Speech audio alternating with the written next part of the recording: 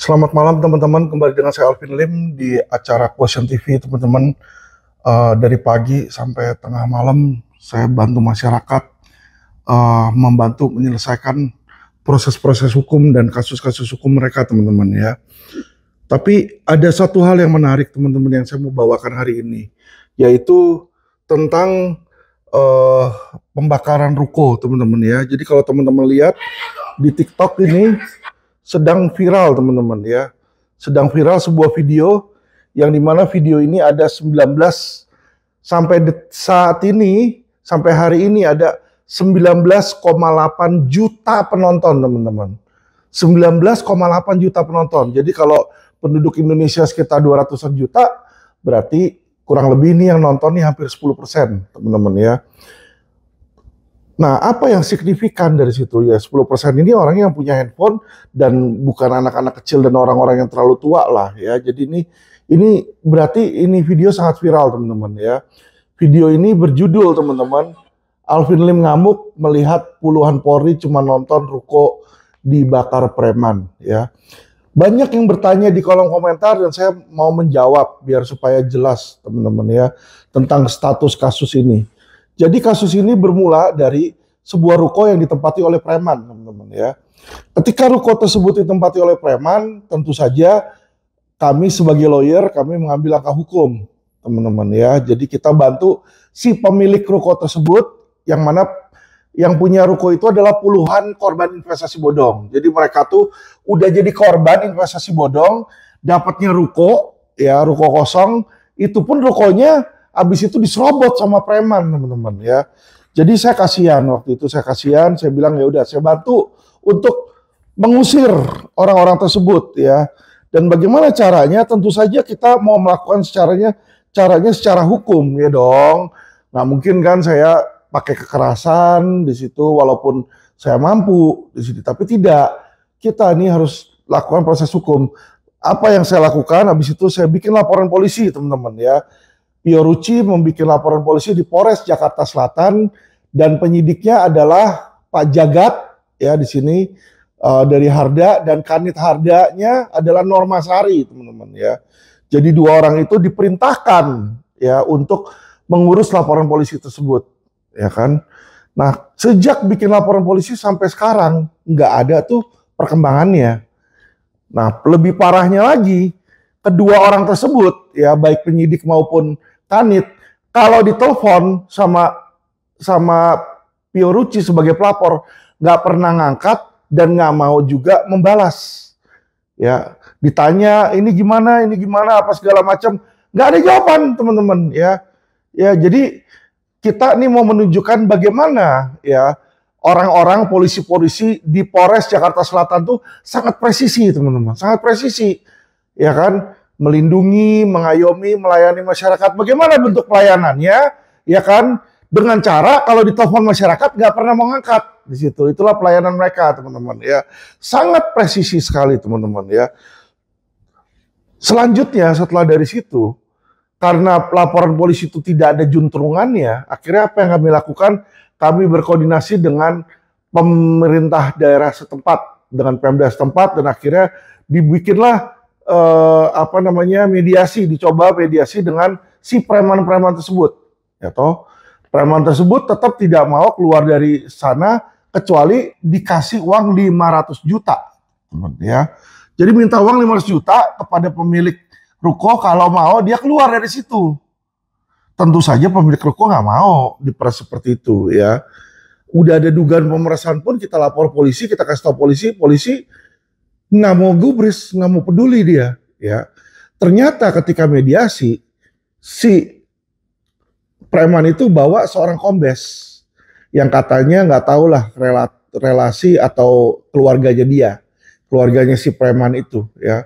Makanya saya bilang, wah, pantesan berani banget meres 500 juta. Ternyata ada backingannya, polisi aktif, ya, kombes. Oke, selesai dari situ kita melihat ada backingan polisi. Apa yang saya lakukan? Ya toh, kita bikin laporan propam teman-teman. Ya, ini buktinya laporan propamnya. Udah ada SP2D-nya di sini, surat perkembangan hasil Dumas. Jadi ketika kita bikin laporan propam, dapat nih surat seperti ini nih dalam waktu beberapa hari. Tapi setelah dapat surat ini, ya kan, setelah dapat surat, sama sekali nggak ada tindak lanjutnya teman-teman ya. Apa maksudnya tindak lanjut? Si pelapor nggak pernah diperiksa, barang bukti nggak pernah diminta suruh buat keterangan dan hal sebagainya. Jadi kasarnya ngomong, ya abis kita bikin laporan ke Propam, polisi pun juga bodo amat. Ya, nah, jadi bagi teman-teman yang menonton video itu bisa melihat bagaimana kecewanya ya kami sebagai lawyer dan masyarakat. Kita ini adalah masyarakat yang mau mengikuti hukum loh. Kita mau taat hukum, kita mau mengikuti hukum, kita mau menjalankan proses hukum sesuai undang-undang. Tapi apa yang terjadi? Ya kan, polisi yang menjadi aparatnya boro-boro mau menindaklanjuti. Tidak, Pak. Laporan polisi itu sampai detik ini yang Ruko Lebak Bulus itu tidak dijalankan, tidak naik sidik, tidak ada proses, tidak ada SP2HP diberikan, tidak ada tersangka sama sekali. Ya, kasar yang ngomong dipeti eskan teman-teman. Ya, saya sih nggak masalah. Ya, saya nggak masalah. Bukan ruko milik saya, bukan ruko milik Alvin Lim. Ya, itu milik para korban investasi bodong di situ ya. Yang rugi itu masyarakat. Jadi asal teman-teman tahu dengan tingkah laku polisi yang seperti ini, masyarakat ini yang dirugikan. Ya. Dan ini bukan hanya terjadi satu Polres, teman-teman. Ya. Ada lagi Polres-Polres lain, contoh Polres Jakarta Utara. Saya sudah melaporkan kehilangan mobil penggelapan itu sejak tahun lalu. Sampai detik ini penyidik agung ini tidak menjalankan prosesnya. Ya, saya nggak tahu kerjanya ngapain aja dari bulan ke bulan, ya kan. Katanya periksa sono, periksa sini, periksa situ, ya. Dan itu hanya naik sidik ketika waktu itu sudah viral. Waktu anak saya teriak-teriak itu viral. Habis itu langsung naik sidik tuh 1 hari. Habis itu sampai sekarang mandek lagi teman-teman. Ya, jadi melihat bagaimana presisinya Polri bekerja, saya sangat prihatin, teman-teman ya. Saya sangat prihatin di situ. Bukan hanya kasus ini, teman-teman. Kasus di Tangerang juga, di Tangerang Kota, ada kami melaporkan dugaan lawyer bodong, teman-teman ya. Yang dimana dia ngaku lawyer di surat-suratnya, padahal belum dilantik dan belum lulus sarjana hukum di dikti ya, di sistem diktinya belum lulus sarjana hukum. Jadi bagaimana orang yang belum lulus sarjana hukum bisa dilantik jadi advokat? Berarti kan otomatis di sini ada dugaan, ya kan, pelanggaran pidana Sisdiknas, ada dugaan pelanggaran pemalsuan surat dan memberikan keterangan palsu dalam akta otentik. Terlepas dari Tangerang Kota, ada lagi teman-teman di Polres Jakarta Barat ada penyidik yang namanya Yosep, ya, yang sampai detik ini, ya, handphone saya malah justru diblokir, padahal saya pelapor dari laporan polisi. Jadi saya punya laporan polisi, saya lapor. Setiap kali saya mau nanya bagaimana beritanya, mungkin dia merasa terganggu karena saya selalu sering nanya. Akhirnya handphone saya diblokir. Ya, jadi teman-teman, inilah bentuk-bentuk presisinya Polri. Nah, untuk supaya tidak menjadi fitnah, saya tunjukin nih ya bukti blokirannya teman-teman ya. Jadi ini dari penyidik yang bernama Yosep teman-teman ya.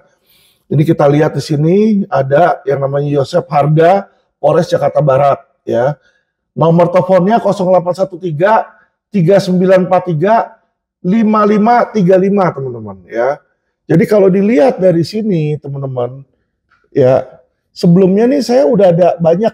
Selamat sore Pak Alvin, saya Yosep dari Polres Metro. Izin Pak menginformasikan terkait laporan Pak Alvin di Polda Metro dilimpahkan ke Polres Jakarta Barat, kata dia kan. Demikian informasi disampaikan. Kita berbicara nih teman-teman ya. Habis saya masuk penjara di situ, saya kontak, selamat sore Pak. Centang 1.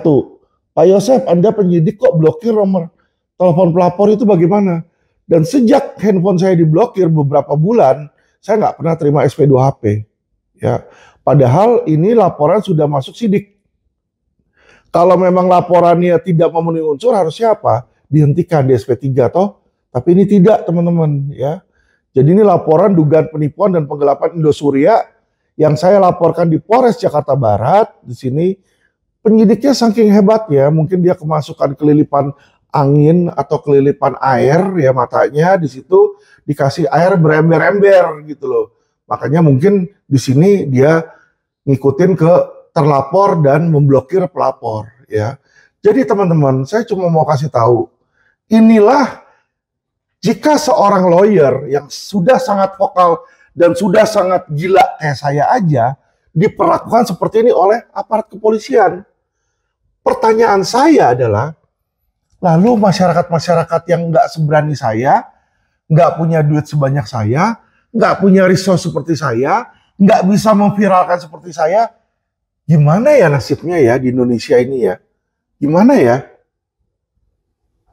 Kira-kira anggota DPR Puan tahu nggak? Puan Maharani tahu nggak? Tahu teman-teman. Nah mungkin nggak tahu dia anggota DPR, dia kan wakil rakyat ya. Kira-kira balik lagi nih, Pak Kapolri Listio Sigit tahu nggak?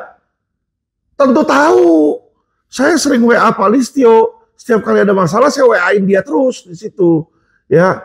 Nah, yang terakhir, kira-kira Kadipropam tahu nggak? Waduh, apalagi Kadipropam. Ya, tiap kali ada dugaan siapa namanya penyidik nakal, itu saya lapor. Nih contoh, 29 Februari nih dapat surat dari Propam, 29 Februari ya kan.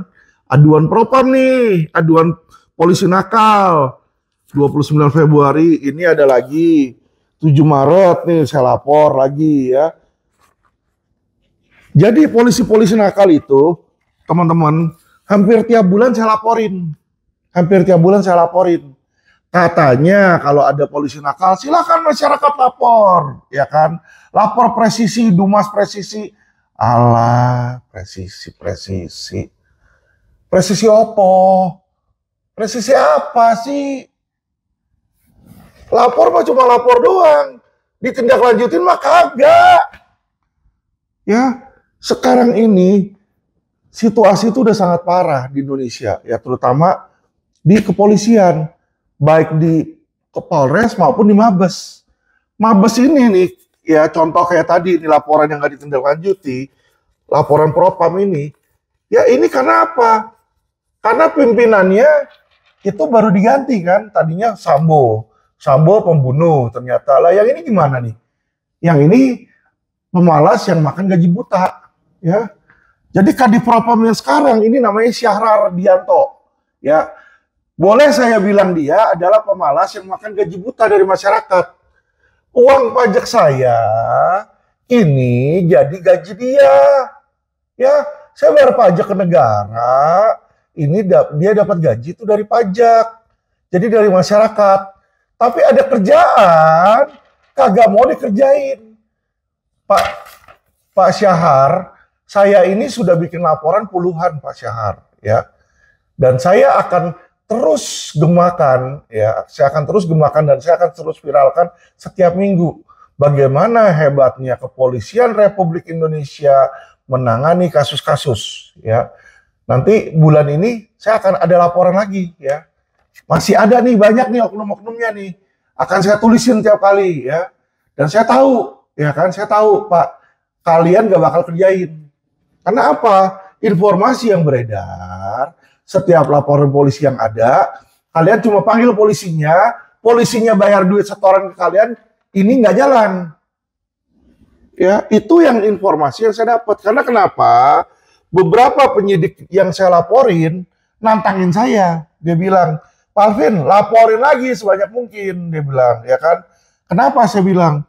Ya, saya itu paling cuma sama mereka di ngocehin, dimintain duit, Pak. Saya kasih duit juga stop. Mati, hebat. Presisi Polri, ya presisi, ya kan. Pertanyaan saya, apakah tindakan tersebut adalah tindakan gratifikasi yang mana melanggar pidana korupsi, tipikor? Tentu saja. Itu pelanggaran terhadap pasal 2 dan pasal 3 tipikor. Ya, tindakan gratifikasi itu nggak boleh, itu melanggar hukum dan itu pidana. Dan itulah yang dilakukan hari demi hari di Kepolisian Republik Indonesia. antara reskrim dengan bagian propam. Ya, kita logika aja. Kenapa saya bisa menduga seperti itu? Kenapa diduga keras seperti itu? Karena setiap laporan yang kita naikin, ini sudah belasan, nggak ada satupun yang ditindaklanjutin. Boro-boro pelapornya dipanggil diperiksa.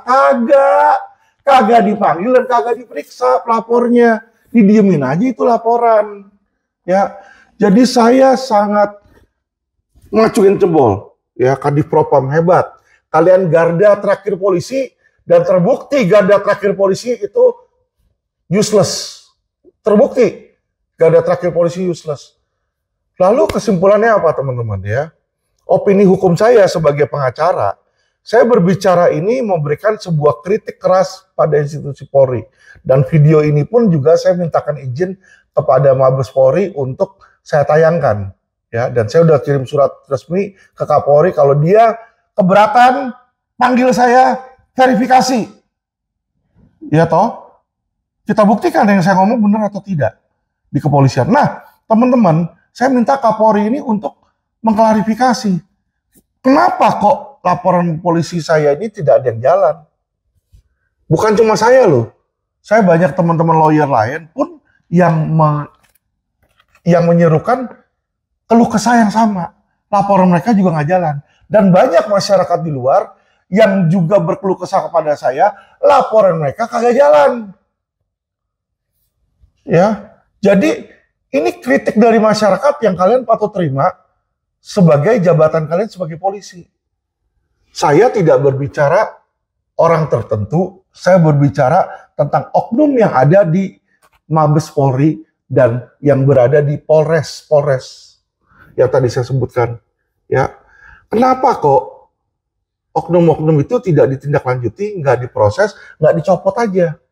Ya, karena ternyata yang harusnya copot yaitu Mabes Polri di Propam, di Mabes itu ada yang namanya Propam.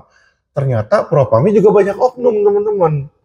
Ya, gimana dia mau copot? Gimana dia mau bersihin kalau sapunya kotor? Ya.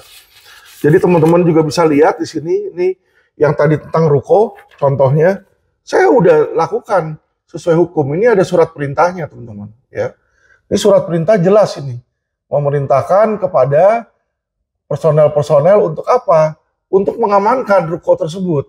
Ya, udah ada tanggalnya juga hari Minggu di sini kan. Jadi ini udah jelas sebenarnya.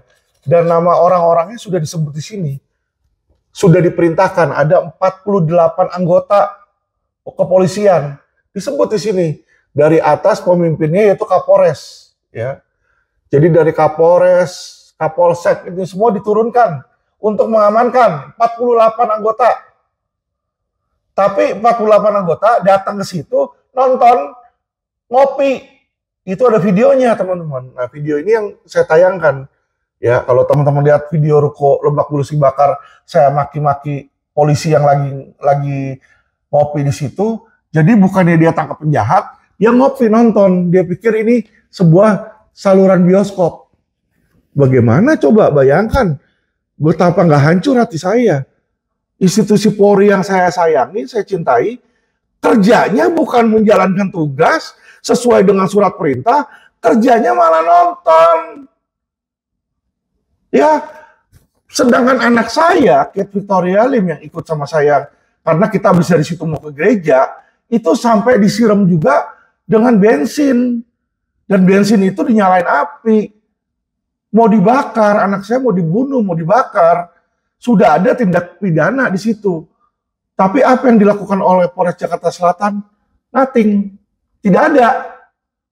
Ya, nonton-nonton, duduk-duduk nih 48 orang ini nih. Coba bayangin teman-teman. Saya cuma ngomel-ngomel marah-marah aja, maki-maki kayak begitu. Itu normal menurut saya. Ya. Bagaimana orang yang menjadi korban, rukonya dibakar, rusak di situ. Ya, sekarang kita sedang renovasi itu ruko. Jadi di sini teman-teman, agar teman-teman tahu kenapa Alvin Lim itu marah, kesel, emosi, naik darah tinggi. Ini saya kasih tahu nih sebab-sebabnya. Saya nggak peduli polisi itu jalanin atau enggak sebenarnya enggak efek ke saya pribadi. Jadi ini yang saya laporin ini oknum-oknum polisi terhadap kasus-kasus masyarakat yang datang ya, yang enggak jalan, yang mandek teman-teman. Jadi dalam tugas saya membantu masyarakat, harusnya ini adalah kerja polisi. Tapi polisi itu sama sekali nggak mau ngerjain, ini bukti-buktinya. Ya, kalau memang polisi mau konfirmasi sama saya, mau verifikasi, ayo panggil aja nggak apa-apa. Dan saya juga mau nanyakan kenapa.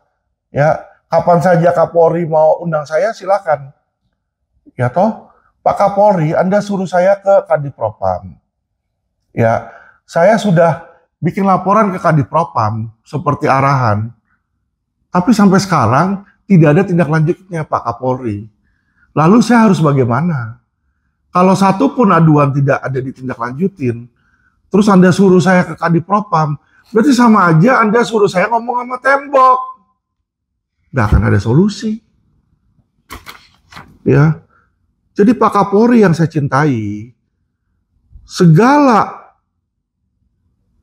nasihat Anda itu sudah saya jalankan. Sesuai hukum yang berlaku itu sudah saya jalankan. Nggak gampang loh dapat surat perintah memerintahkan 48 anggota polisi itu untuk melakukan pengamanan dan pengawalan. Tapi bukan pengamanan dan pengawalan yang dilakukan. Mereka tuh cuma nonton doang. Ada terjadi pidana bukan ditangkap. Padahal tugas polisi kalau melihat pidana dijalankan tertangkap tangan tuh harusnya ditangkap. Ini kagak. Pak Kapolri. Jadi jangan ada kesan di masyarakat Alvin Lim itu mau jelek-jelekin polisi. Tidak. Alvin itu memusuhi polisi. Tidak. Saya menjalankan sesuai undang-undang, sesuai yang berlaku. Saya minta polisi menjalankan tugas mereka. Tapi mereka nggak jalanin tugas mereka. Katanya kalau nggak jalanin tugasnya mereka jadi oknum.